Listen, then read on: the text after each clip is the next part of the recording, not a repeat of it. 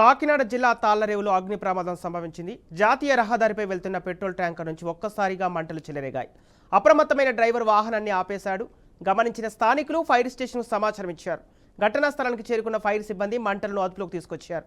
ముందస్తు జాగ్రత్తగా పోలీసులు ట్రాఫిక్ను దారి మళ్లించారు. ట్యాంకర్లో పెట్రోల్ ఉండటంతో ఎక్కడ పేలుతుందో తెలియక స్థానికులు భయాందోళనకు గురయ్యారు.